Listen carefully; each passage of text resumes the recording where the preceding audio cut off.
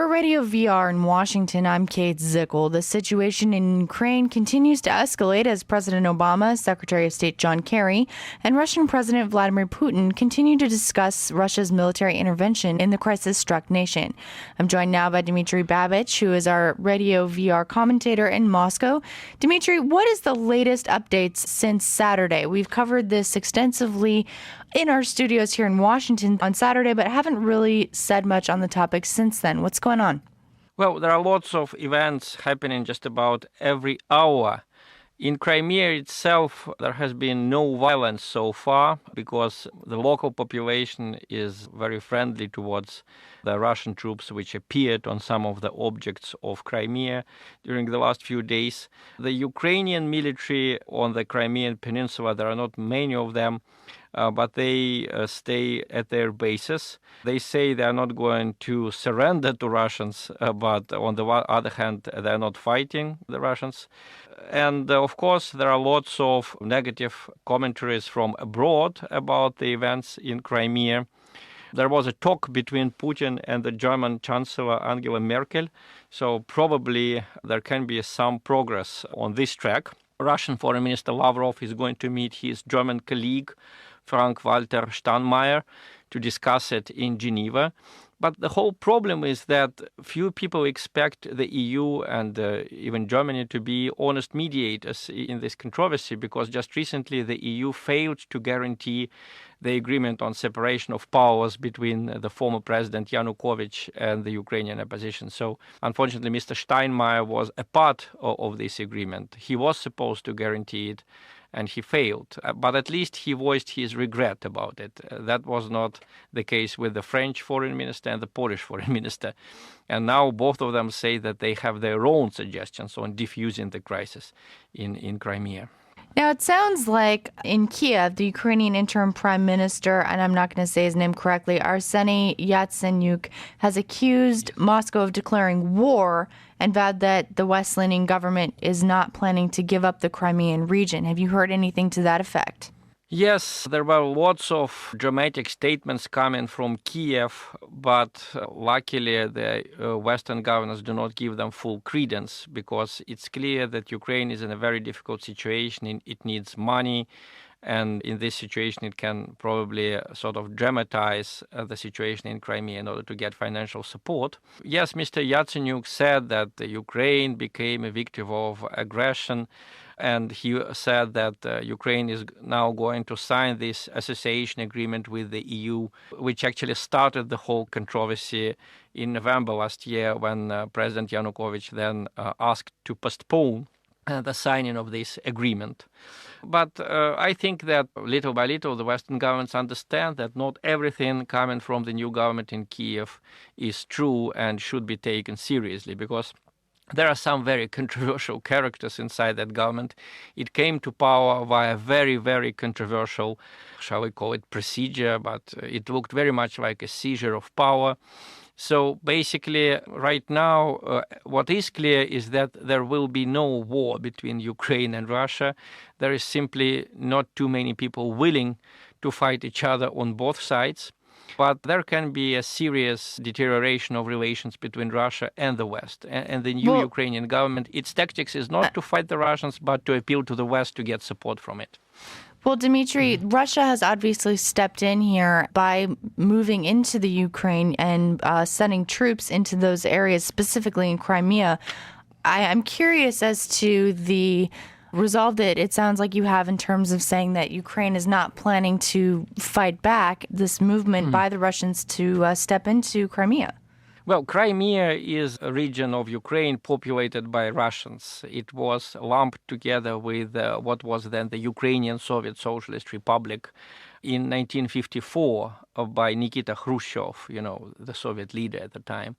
And the reasons for doing that were purely administrative. I mean, he never thought that it would become such a big controversy, because inside the Soviet Union, it didn't matter much if a region was part of the Russian Soviet Socialist Republic or the Ukrainian Soviet Socialist Republic. And after 1991, it suddenly became a huge problem because suddenly you have this paradise on earth, the Crimean Peninsula populated by Russians, but now a part of Ukraine. So suddenly children had to study in Ukrainian at schools. There were Ukrainian officials who came to Ukrainize everything. And the reason why there is so far no violence in Crimea is because the local population has been very nice to the Russian troops. Because, for example, Sevastopol, one of the main port cities in Crimea, it is a city which exists thanks to the Russian Navy, which used it as its base for about 200 years. So it's just, people are not in the mood for a fight, in the mood for a war. And Russia made it very clear that it doesn't want to make Crimea a part of its territory. What it wants is to protect the Crimean government and the Crimean parliament and the Crimean population from direct rule from Kiev. Because after the violent change of government in Kiev, the new Ukrainian government replaced governors in about 70% of Ukraine's regions, especially in the east and in the south, populated by Russians. It repealed this law on Russian as a regional language on these territories. So suddenly, the people who lived in these regions, including Crimea, these people were traditionally passive. That's a legacy of Soviet upbringing, of Soviet past. But now they became active because this time, after all the violence that we have seen during the Maidan, and now about half of the new government is made up of Maidan activists, they're afraid that this violence, these methods, would be used to them. Well, Dmitry, we're running out of time here, but I did want to ask, it looks like, according to some reports by CNN, Obama has dropped out of the G8 summit and is no longer planning to attend after a phone call that he had with Russian President Vladimir Putin. Now, have we heard any results of that phone call other than, as I heard it, it was a 90-minute phone call. It was very tense. But so far, there hasn't really been anything to come out of that conversation that's been helpful or less than helpful. Well, I think it's always helpful to have phone conversations because let me remind you that Obama and Putin did not have direct contact even during the crisis over possible U.S. intervention in Syria last year. So it's important that they talk to each other. Yes, Obama said that he would not go to the Sochi summit in 2008. The other representatives of the G8 also said that they might not come, that they stopped preparations for this summit. But of course, it's not a huge blow to Russia. And I would remind you that in general, Russian energy supplies to Europe are so vital that usually economic sanctions against Russia just don't work. After the brief war between Russia and Georgia in 2008, there were also so-called sanctions imposed on Russia, but they held out for just 6 months and they did not do any damage to our economy because these sanctions were mostly symbolic. They didn't touch the energy supplies or the big money transfers. But hopefully, this time I hope it won't get to the point of sanctions because so far not a single real violent incident happened in Crimea.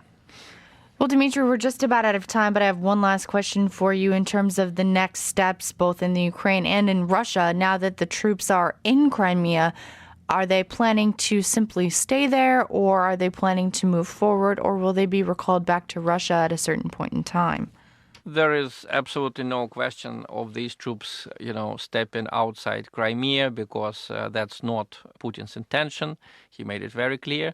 Also, I would like to add that there were no additional Russian troops sent to Crimea. There is a Russian Black Sea Fleet, the one that remained in Sevastopol after 1991. And there is an agreement between the Russian and Ukrainian government according to which Russia has the right to keep its fleet and a certain military contingent in Crimea. So the whole problem is about parts of this contingent stepping outside their bases and helping the Crimean authorities take control of the airport and of the vital transportation routes linking Crimea with Ukraine. There were no additional Russian troops sent there, and I hope that the situation will de-escalate. Although, of course, there are some hotheads in the Kievan government They already said that they would announce total mobilization in Ukraine, whatever that means. A lot of young Ukrainians are afraid that they will be summoned to go to the army. But obviously, Ukrainian army is no match to the Russian army. And in general, both nations are in no mood for war. Well, Dmitry, thank you so much for taking the time to join us and discuss this important issue. That's Dmitry Babich. He's our Radio VR commentator in Moscow, joining us to discuss the situation in Ukraine and Russian military movement towards Crimea. Dmitry, thanks again. Thank you. And for Radio VR in Washington, I'm Kate Zickel.